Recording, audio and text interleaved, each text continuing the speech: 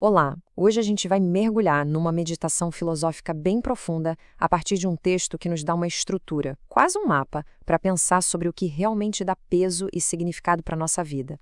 E tudo isso passa por 4 conceitos bem poderosos. Vamos descobrir juntos o que eles querem dizer? Olha só essas 4 palavras: gravidade, solenidade, adequatio, morte. À primeira vista, elas parecem meio soltas, né? Sem uma ligação gramatical óbvia. Mas tem algo nelas, uma seriedade, um peso em comum, que faz a gente sentir que elas estão conectadas. Elas nos puxam para algo importante. Mas afinal, o que une essas palavras? A chave para entender essa conexão toda está numa capacidade humana muito interessante, que o texto chama de intus legere. Em latim, significa algo como ler por dentro. É a nossa habilidade de enxergar além da superfície, sabe? De perceber o valor real das coisas, a ordem invisível do mundo. É com essa lente que a gente vai conseguir entender o que amarra aqueles 4 conceitos. Vamos começar, então, pela primeira palavra: gravidade.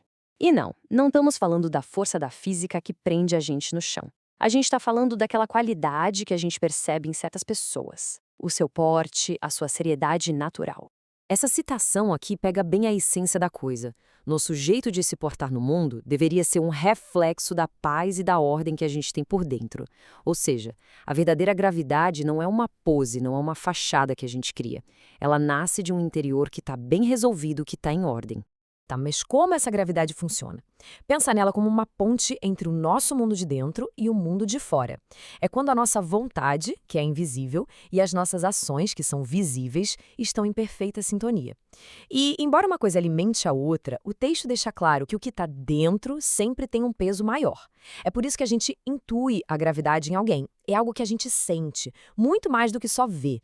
Bom, se a gravidade é uma coisa mais do indivíduo, o nosso próximo conceito, a solenidade, já nos leva para a vida em comunidade. O foco aqui muda para os eventos e os atos que a gente compartilha com os outros. A solenidade, segundo o autor, é um ato sério, que sempre envolve outras pessoas, seja a nossa comunidade ou até mesmo Deus.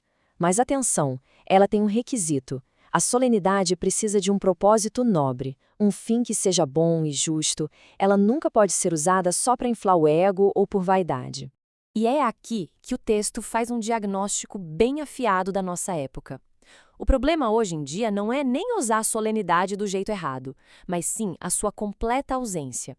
Parece que a gente caiu numa vala comum da banalidade, onde nada mais tem o peso que deveria ter, do sagrado aos momentos mais simples.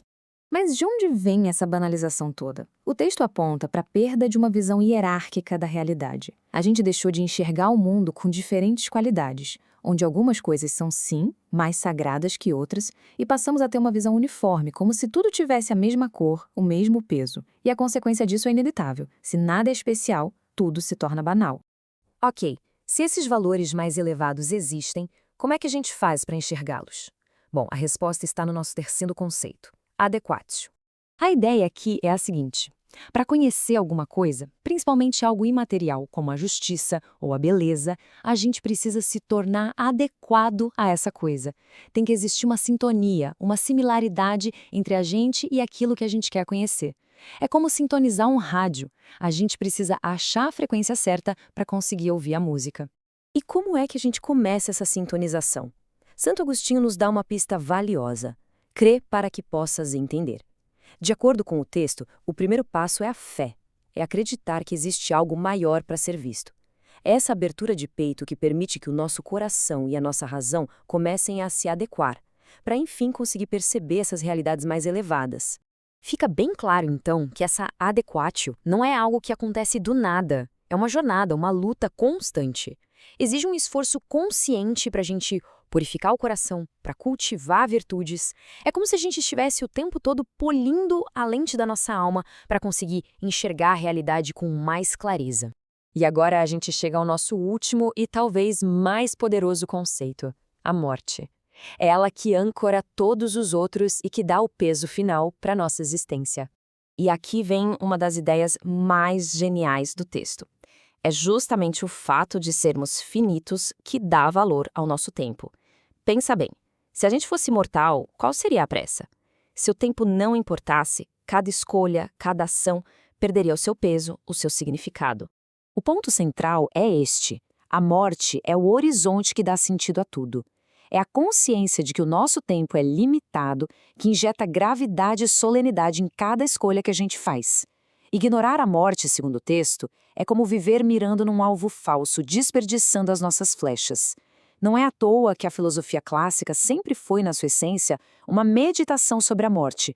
E qual é o efeito prático de encarar a morte de frente? É uma urgência de viver bem, de viver plenamente. A consciência de que tudo pode acabar a qualquer momento nos empurra a preencher cada instante com propósito, a buscar o que é bom e verdadeiro.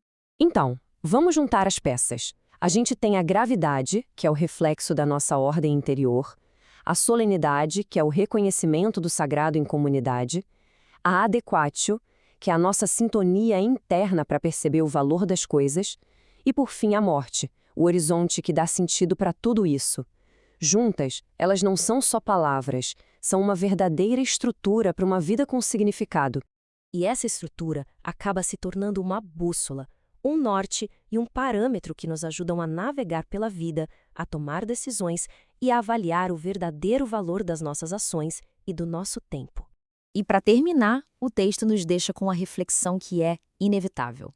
Se a morte é o que realmente dá peso à vida, como as nossas ações mais simples do dia a dia se transformariam se a gente tivesse essa consciência sempre presente? Fica aí uma pergunta para a meditação pessoal de cada um.